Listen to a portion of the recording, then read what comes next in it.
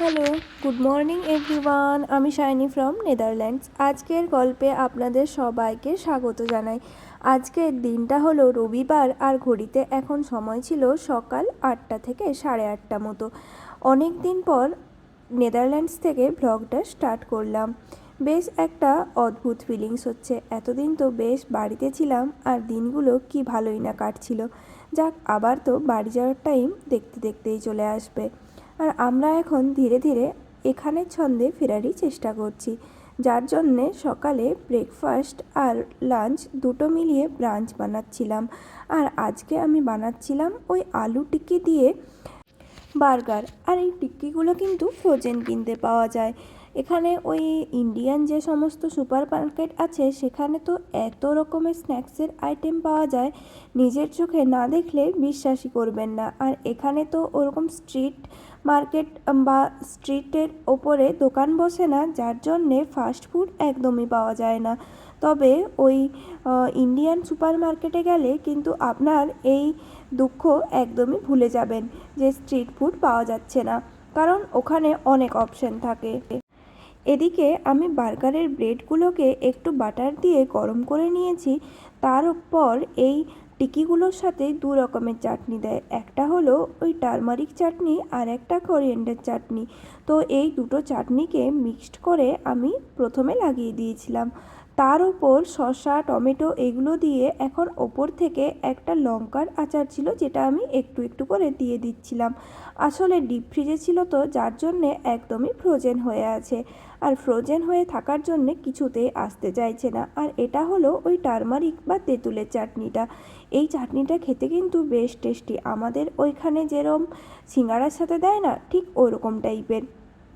চলুন এরপর এটা এর মধ্যে ভালো করে মিক্সড করে নিই। আর চাইলে কিন্তু অবশ্যই কেচাপও দিতে পারেন। ও মেয়োনিজ দিতে তো আমি ভুলেই যাচ্ছিলাম, তো আগেরটায় তো মেয়োনিজ দিতে ভুলে গেছি, তাই এইটায় বেশ ভরে ভরে একটু মেয়োনিজ দিয়ে দিই। আর বার্গার মেয়োনিজ বা চিজ ছাড়া একদমই ভালো লাগে না, তাই না? এরপর এই দুটোকে ভালো করে মিক্সড করে নেব, আর একটা ভালো কালারও চলে আসবে। দুটো বার্গার বানিয়েছিলাম, আর বার্গার বানাতে একদমই বেশি টাইম লাগে না। একদিকে ওই প্যাটিগুলো ভাজার জন্য দিয়ে দিই, আর এদিকে আমি সব সবজি টবজি কেটে ভালো করে মিক্সড করে দিই। আর ঘরে বানানোর জন্যে এটা কিন্তু খুব একটা আনহেলদি বলা যায় না। যাক, আমার কিন্তু বার্গার রেডি। আর আজকে আমি আপনাদের সাথে শেয়ার করব যে দেশ থেকে আমরা ঠিক কী কী নিয়ে আসলাম। বললাম না, প্রায় 64 থেকে 65 কেজি মতো লাগেজ ছিল এবারে আমাদের। আর এরম বড় বড় 2 থেকে 3টে ট্রলি ছিল, যার মধ্যে দুটোতে ছিল ড্রেস আর দুটোতে ছিল বেশ অনেক গ্রসারির জিনিসপত্র। কোনো কোনো ফ্লাইটে 30 কেজি বা কোনো ফ্লাইটে 25 কেজি অ্যালাউন্স থাকে, আর চাইলে আপনি এক্সট্রা করে টাকা দিয়ে আলাদা নিতেও পারেন। দেখুন, আমি কিন্তু এখানে আমার ঠাকুরমার ঝুলি খুলে ফেলেছি, আর যেখানে প্রচুর জিনিসপত্র উকিঝুঁকি মারছে। চলুন তাহলে এক এক করে দেখিয়ে দিই। এটা ছিল কর্নফ্লাওয়ার। এখানে সব কিছুই পাওয়া যায়, তবে ওখান থেকে যখন আসছি আর লাগেজ যখন থাকে, তখন তো ওখান থেকে নিয়ে আসাটা আমরা প্রেফার করি। আর ওখানের জিনিসের টেস্ট কিন্তু অন্য রকমই হয়। আর দুটো কফি নিয়ে এসেছিলাম। কফি এখানে পাওয়া যায়, তবে এখানকার কফি অনেক বেশি হার্ড হয়, যার জন্য আমার খুব একটা ভালো লাগে না। আর এটার মধ্যে ছিল বিরিয়ানির সমস্ত সামগ্রী। আগেরবার তো বিরিয়ানির জিনিসপত্র আনতেই আমি ভুলে গিয়েছিলাম, তাই এইবারে বেশ মনে করে নিয়ে এসেছি কিন্তু। আর এটা ছিল একটা হলদিরাম প্রভুজির ভুজিয়া। এই ভুজিয়াটা খেতেও বেশ টেস্টি। আর নিয়েছিলাম একটা ছাতু। ছাতু এমনিতে এখানে খুব একটা খাওয়া হয় না, তবে সকালের দিকে মাঝে মধ্যে ভালোই লাগে। শীতকালে লাক্স দিয়ে চা খেতে কিন্তু বেশ টেস্ট। আর এখানে দেখুন, আমি বেশ অনেকগুলো প্যাকেট ম্যাগি নিয়ে এসেছি, কারণ ম্যাগি এখানে তো আমি কোথাও দেখিনি, এমনকি ইন্ডিয়ান মার্কেটগুলোতেও দেখতে পাওয়া যায় না। এমনিতে চাউমিন, পাস্তা সবই পাওয়া যায়। আর নিয়েছিলাম মটরের ডাল, ওটা ওই ঘুগনি বানানোর জন্যে। একটা বেকিং সোডাও নিয়ে এসেছি, যদি কেক টেক বানানো হয় তাহলে। আর এটা তো আর বলবেন না, আমি অর্ডার দিয়েছিলাম চিনি গুঁড়ো চাল, বাট চলে এসছে সুগার ফ্রি চাল। কী আর করা যাবে, ওটাই নিয়ে এসেছি। আর প্রচুর পরিমাণে চা। চায়ের তো এখানে আমরা যে টাইপের ফ্লেভার পছন্দ করি, সেই টাইপের ফ্লেভার একদমই পাই না, তাই প্রচুর চা নিয়ে আসি। ওই প্রিমিয়াম টাটা টি বা তাজমহল যে চাটা, ওগুলোই আমরা মেনলি প্রেফার করি।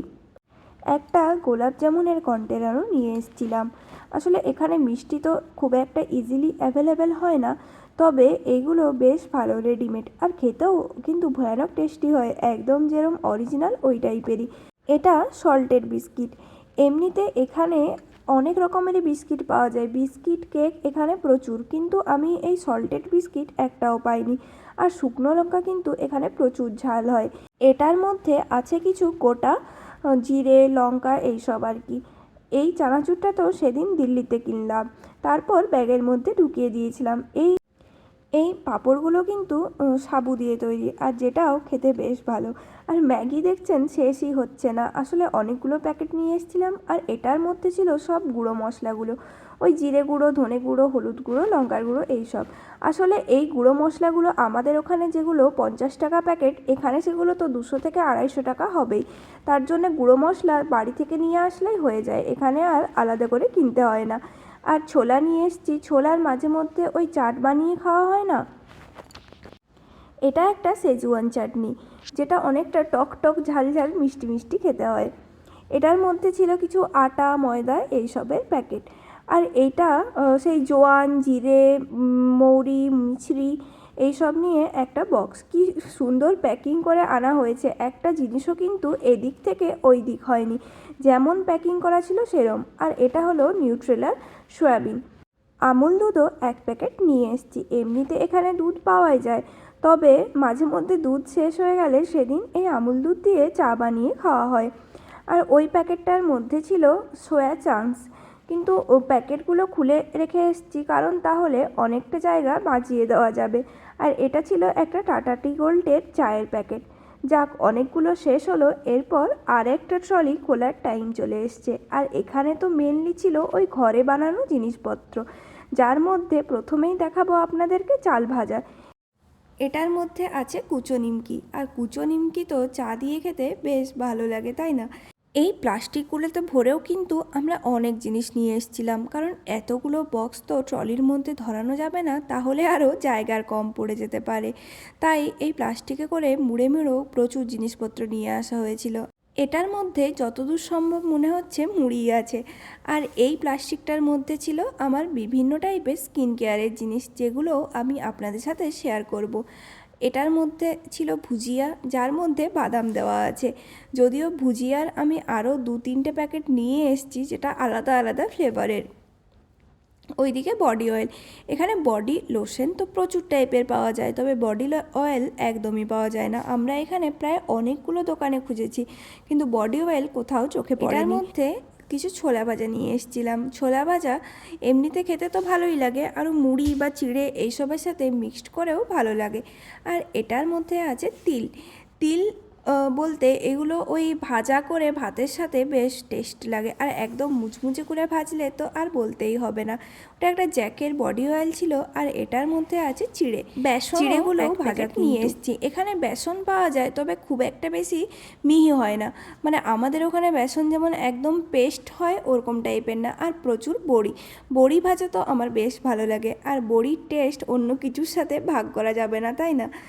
এটার মধ্যে ছিল প্রচুর ঘি আর আমতেল। আমতেলটা দেখলাম একটু পড়ে গেছে, যেটা আবার পরিষ্কার করে রাখতে হবে। এই একটা জিনিসই দেখলাম যেটা একটু এদিক ওদিক হয়েছে, আর কি করা যাবে। এই প্লাস্টিকের মধ্যে ছিল বলে এই ট্রলিটাতে লাগেনি, না হলে আবার এই ট্রলি ধুতে হলে তো কি মুশকিলই না হতো। আর এদিকে ডাব শ্যাম্পুও নিয়ে আসা হয়েছে, হেয়ার ফল রেস্কিউর। এখানে তো আসার পর আমার এত চুল উঠছে, সে আর কি বলবো। এখানে কিছু জোয়ান ভাজা আনা হয়েছিল, আর ওইদিকে আছে খাড়ি গজা, যেগুলো আমরা ওই মেলাতে পাই সেই টাইপেরই। এই কালো প্লাস্টিকটার মধ্যে আছে কিছু চিড়ে ভাজা। এরপর তাহলে আপনাদেরকে দেখিয়ে দিই যে স্কিন কেয়ারের জন্যে আমি ঠিক কী জিনিসপত্র নিয়ে এসেছি। এটা একটা অনিয়ন শ্যাম্পু, আর এদিকে একটা সিঁদুর নিয়ে এসেছিলাম, যেটা কেয়া সেটের, আর এই কালারটা আমার বেশ পছন্দ হয়েছে, এটা ডার্ক শেডের ওপরে। একটা নিয়েছি গার্নিয়ারের ভিটামিন সি সিরাম। এই সিরামটা নাকি বেশ ভালো, তবে এগুলো আমি আগেও ইউজ করেছি। আর এখানে তো অনেক টাইপেরই জিনিসপত্র বা স্কিন কেয়ারের প্রোডাক্ট পাওয়া যায়, তবে আমার স্কিন প্রচণ্ড সেনসিটিভ, তাই আমি আর কোনো প্রকার রিস্ক না নিয়ে ইন্ডিয়া থেকেই জিনিসপত্র নিয়ে আসি আর ইউজ করি। আমি আপনাদের সাথে পরে একদিন আমার স্কিন কেয়ারের সব কিছুই শেয়ার করব, ঠিক আছে? তাহলে দেখুন এই সব জিনিসপত্র মিলে আমি বসে আছি, আর এখন এত কিছু গোছাতে হবে। যাক, গোছাতে গোছাতেই সন্ধে হয়ে গেছে, আর সন্ধ্যের সময় তো চা বা কফি নিয়ে বসতেই হবে। আজকে একটু কফি বানিয়েছি। যাক, তাহলে আজকে এই কফি খেতে খেতেই আমার ব্লগ শেষ করছি। যদি আমার এই ব্লগ আপনাদের ভালো লেগে থাকে তাহলে please do like, comment, share and subscribe. দেখা হবে